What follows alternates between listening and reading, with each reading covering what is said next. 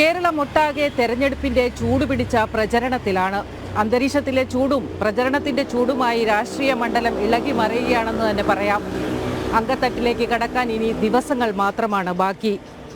ഇപ്പോൾ ആര് ജയിക്കും ആര് തോക്കും എന്നിങ്ങനെയുള്ള ചർച്ചകളും സമൂഹത്തിൽ വളരെ സജീവമാണ്. ചിലരൊക്കെ വോട്ട് ചെയ്യില്ല എന്നുവരെ പറയുന്ന സാഹചര്യവും നിലവിലുണ്ട്. കോഴിക്കോട് മണ്ഡലത്തിലെ വോട്ടർമാർ ഇത് സംബന്ധിച്ച് ചില ചർച്ചകളും ഒപ്പം തന്നെ ചില അഭിപ്രായങ്ങളും പങ്കുവയ്ക്കുന്നുണ്ട്. അതെന്താണെന്ന് ആദ്യം തന്നെ നോക്കാം. കേരളത്തിൽ ശക്തമായ ത്രികോണ മത്സരം നടക്കുന്ന മണ്ഡലങ്ങളിലൊന്നാണ് കോഴിക്കോട്. മണ്ഡലത്തിലെ വോട്ടർമാർ ഇവിടുത്തെ ജയപരാജയ പ്രതീക്ഷകൾ പങ്കുവയ്ക്കുകയാണ്.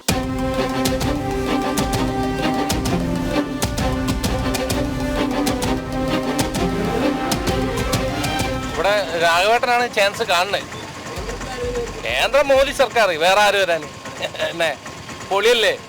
കോഴിക്കോട് രാഘവനെ കവച്ചു വെക്കാൻ ആരുമില്ല കോഴിക്കോട്. ഇനിയും അടുത്ത ചിലപ്പോൾ രാഘവൻ തന്നെ വരും. എളമരം കരീം ജയിക്കാൻ ചാൻസ് ഉള്ളത് അട്ടിമറി ജയായിരിക്കും.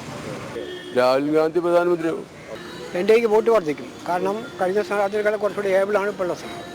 നമ്മൾ വോട്ട് ചെയ്യാൻ മാത്രമേ ഉള്ളൂ, അല്ലാണ്ട് അവരുടെ ഭാഗത്തുനിന്ന് നമുക്ക് ഇതുവരെ ഒന്നും ഉണ്ടായിട്ടില്ല. നമ്മൾ എന്ത് കാര്യത്തിന് ചെന്നിട്ടുണ്ടെങ്കിലും ഭയങ്കര ബുദ്ധിമുട്ട് തന്നെയാണ്. എം.കെ. രാഘവൻ മണ്ഡലം നിലനിർത്തുമെന്ന് പറയുമ്പോഴും എളമരം കരീം അട്ടിമറി വിജയം നേടുമെന്ന് പ്രതീക്ഷിക്കുന്നവരുമുണ്ട്.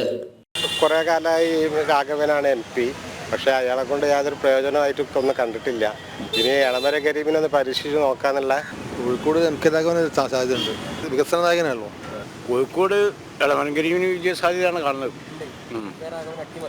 M.K. രാഘവനെ അട്ടിമറിക്കാം. ഇപ്പോഴത്തെ രാഷ്ട്രീയ സാഹചര്യം, ആ സാഹചര്യം കൊണ്ട് എളമരം കരീം നല്ലൊരു വിജയ പ്രതീക്ഷിക്കുന്നുണ്ട്. കോഴിക്കോട് ആര് ജയിക്കാനും മാർക്സിസ്റ്റ് ജയിക്കുന്നുള്ളൂ. എളമരം കരീം ജയിക്കില്ല. ഇത്രയും കാര്യം ഒരു ചെയ്തിട്ട് എന്താ ഒരു നല്ല കാര്യം ചെയ്തവര്. മാർക്സിസ്റ്റ് പാർട്ടി വരരുത് കേരളത്തിൽ, അതാണ്. ഇതിനൊക്കെയാണെ രാഘവനെ ജയിക്കുള്ളൂ. ഞാൻ ഒരു രാഷ്ട്രീയ പാർട്ടി അല്ല, എന്നാലും പറയാണ് രാഘവൻ. ഉറപ്പല്ലേ. കേന്ദ്രത്തിൽ നരേന്ദ്രമോദി അധികാരത്തിൽ വരുമെന്ന കാര്യത്തിൽ അധികമാർക്കും സംശയമില്ല. ഭരണം കിട്ടിയ പ്രധാനമന്ത്രി പിന്നെ താമര തന്നെ പോകുന്ന പറയുന്ന ആദ്യം തന്നെ സാധ്യത. കുറേ അവർ പ്രവർത്തനങ്ങളെല്ലാം കുറേ കൂടി മുന്നോട്ടാണ്. അതിനെക്കൊണ്ട് അവർക്ക് തന്നെ കിട്ടുമെന്ന് പറയുന്നു പ്രധാനമന്ത്രി. കരുത്തിന സ്ഥാനാർത്ഥിയൊക്കെ തന്നെയാണ്. സ്ഥാനാർത്ഥി കരുത്തില്ല എന്ന് നമ്മൾ പറയുന്നില്ല. NDA കുറച്ച് വോട്ട് കൂടുതൽ കിട്ടും.